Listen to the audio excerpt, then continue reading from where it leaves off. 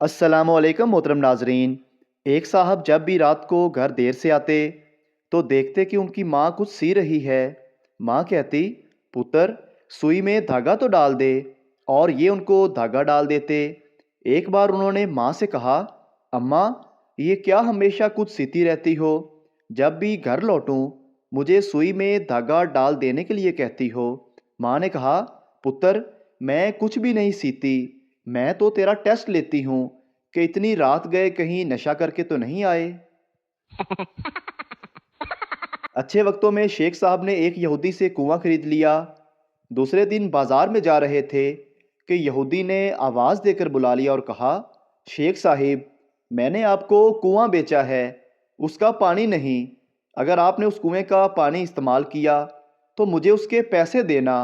शेख साहब ने कहा, यार मैं तो कल से खुद परेशान हूँ और आज तुम्हारे पास आना ही चाहता था कि ये तुमने क्या मुझे कुआं बेचकर फंसा दिया है। अब या तो जल्दी से मेरे कुएं से अपना पानी निकालो, मुझे कुआं खाली कर दो, वरना मुझे मेरे कुएं में पानी रखने का किराया दिया करो। सुना है ये वाला यहूदी तौबा ताइब होकर ऐसा मुसलमान हुआ कि आजकल 5 वक्त की नमाजें भी पढ़ता है। एक खातून ने अपने शौहर को किसी दूसरी औरत के साथ सिनेमा घर से बाहर आते देखा तो अपने शौहर से पूछा, तुम किसी गैर औरत के साथ सिनेमा घर क्यों गए थे? जवाब दो। शौहर ने जवाब दिया, दरअसल आजकल ऐसी फिल्में बन रही हैं कि बंदा फैमिली के साथ देख ही नहीं सकता। एक दिन खान साहब अपनी बीवी के साथ कहीं जा रहे थे। रास्ते में उनका एक दोस्त मिला जिसे पुलिस ने पकड़ा हुआ था। खान साहब ने उससे पूछा, क्या हुआ? दोस्त ने बताया कि उसने अपनी बीवी का कत्ल कर दिया था। खान साहब ने पूछा, सज़ा कितनी मिली? दोस्त ने कहा, 6 हफ्ते। खान साहब ने ना कुछ सोचा ना समझा, पुलिस वालों की बंदूक निकाली और अपनी बीवी को गोली मार दी। फिर खान साहब ने पुलिस से कहा, चलो मैं भी चलता हूँ, 6 हफ्ते की तो बात है।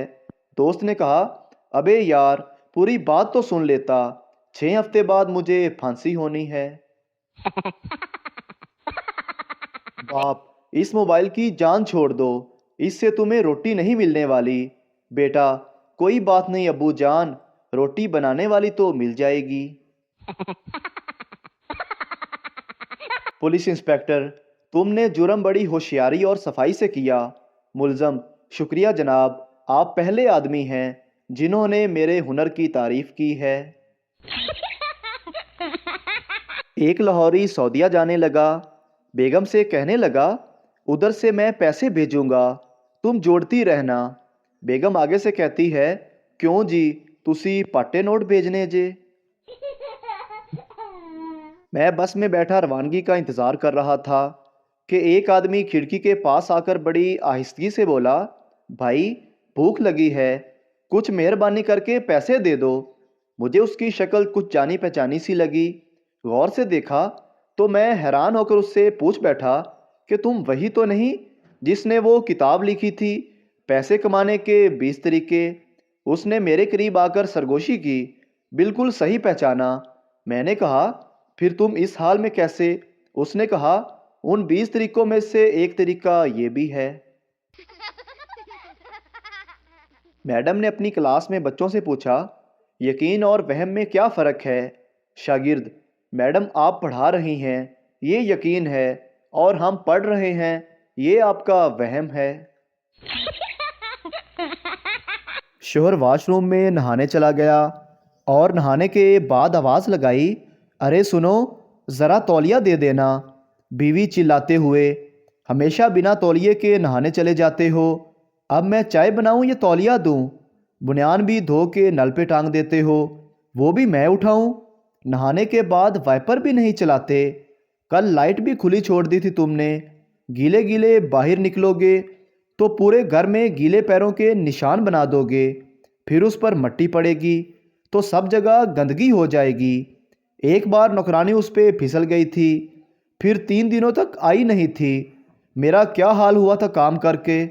शोहर दिल ही दिल में, साला नहा के गलती कर दी या शादी करके।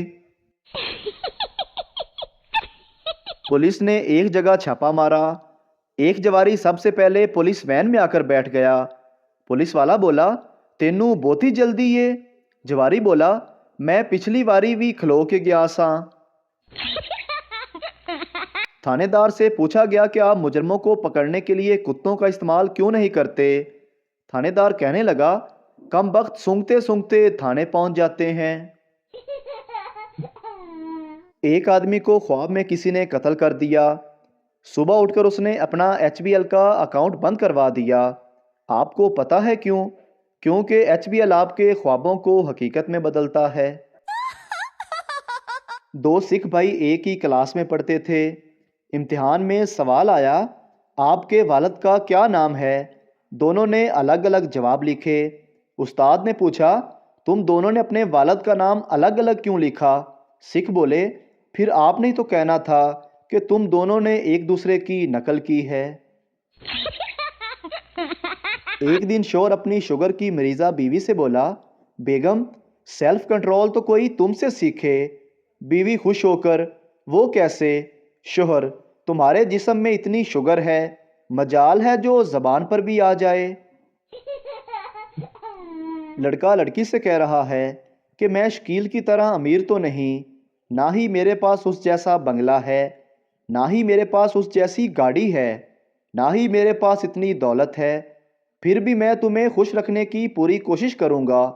لڑکی نے سننے کے بعد جواب دیا، اچھا ٹھیک ہے، لیکن مجھے شکیل کے فون نمبر اور ایڈریس بھی بتا دو۔ ایک سردار میوزیم گیا، وہاں اس سے ایک کپ ٹوٹ گیا۔ آفیسر نے کہا، تم نے 5000 سال پرانا کپ توڑ دیا ہے۔ سردار بولا، چلو شکر ہے پرانا کپ تھا، میں سمجھا کہ نیا ہے۔ مہمان آئے، ماما نے کہا جا کے مہمانوں سے کھانے کا پوچھو۔ میں نے پوچھا، انکل کھانا کھا کر آئے ہیں یا گھر جا کر کھائیں گے؟ پتہ نہیں پھر مجھے مار کیوں پڑی۔ استاد پٹھان سے، 10 کیمیکلز کے نام بتاؤ۔ Pathan, oxygen, chlorine, fluorine, bromine, iodine, Noreen, Nausheen, Ramin, Ambreen, Samreen اور یاسمین۔ شوہر اپنے گھر کی لائٹس ٹھیک کر رہا تھا، تب ہی اس نے اپنی بیوی کو آواز دی۔ بیوی بولی، کیا بات ہے جی؟ شوہر، یہ جو تار ہے نا، اس میں سے ایک کو پکڑنا۔ بیوی، لو جی پکڑ لیا۔ شوہر، کچھ ہوا؟ بیوی، نہیں۔ شوہر، اس کا مطلب کرنٹ دوسری تار میں ہے۔ کل میں نے ایک مرغی کھائی تھی، آج مرغا کھا لیا، پتہ ہے کیوں؟ سوچا کہ میری جوڑی تو پتہ نہیں کب بنے گی، ان کی ہی بنا دوں۔ مجھے تو ابو کی سمجھ نہیں آئی، آج کہنے لگے بیٹا فیس بک، واٹس ایپ اور یوٹیوب کے علاوہ بھی ایک دنیا ہے۔ میں نے کہا اچھا، مجھے لنک سینڈ کر دیں، تو اس میں چماٹ مارنے والی کون سی بات تھی؟ ایک دیہاتی کی بیوی کی طبیعت خراب ہو گئی، اسے شہر میں لے جایا گیا۔ ڈاکٹر نے کہا کہ اس کی طبیعت بہت خراب ہے، یہ نہ ہو کہ یہ زندگی سے ہاتھ دھو بیٹھے۔ دیہاتی کہنے لگا، جی جی، اگر کوئی اچھا سا صابن ہے تو ہمیں بھی بتا دیں۔ شوہر کو بیوی کا فون آیا، بیوی، میں آج گھر نہیں آ سکوں گی، گاڑی کا سٹیئرنگ، بریک، گیئر باکس سب کچھ چوری ہو گیا ہے۔ 15 منٹ بعد بیوی نے دوبارہ شوہر کو کال کی اور کہا، آ رہی ہوں میں گھر واپس، وہ میں غلطی سے گاڑی کی پچھلی سیٹ پر بیٹھ گئی تھی۔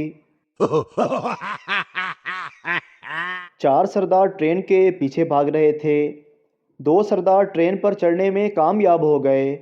لوگوں نے کہا، ویلڈن سردار جی۔ سردار بولا، خاک ویلڈن، جنہوں نے جانا تھا وہ تو نیچے رہ گئے، ہم تو چھوڑنے آئے تھے۔ پاگل خانے کے ڈاکٹر کے پاس یہ شکایت پہنچی کہ پاگل مریضوں کے نگران عملے کے بعض ارکان پر بھی پاگل پن کا اثر ہو چلا ہے۔ چنانچہ حالات کا جائزہ لیتے ہوئے وہ ایک وارڈ میں داخل ہوا تو اس نے ایک عجیب و غریب منظر دیکھا۔ ایک پاگل کمرے کی چھت سے چھپکلی کی طرح چپکا ہوا تھا، اس نے اپنے دونوں ہاتھوں سے لوہے کے کنڈے پکڑ رکھے تھے اور دونوں پیر بھی کنڈوں میں پھنسا رکھے تھے۔ نیچے کھڑی نرس دلچسپی سے یہ تماشا دیکھ رہی تھی۔ ڈاکٹر نے ڈانٹتے ہوئے نرس سے پوچھا، یہ کیا قصہ ہے؟ یہ چھت سے کیوں چپکا ہوا ہے؟ نرس نے پریشانی سے جواب دیا، ڈاکٹر صاحب یہ خود کو بجلی کا بلب سمجھتا ہے، احمق کہیں کا۔ ڈاکٹر نے کہا، اسے نیچے اتارو۔ نرس نے گھبرا کر جواب دیا، اسے نیچے اتارنے میں کوئی حرج نہیں، لیکن اسے اتارتے ہی اندھیرا ہو گیا تو ہمیں کچھ نظر نہیں آئے گا۔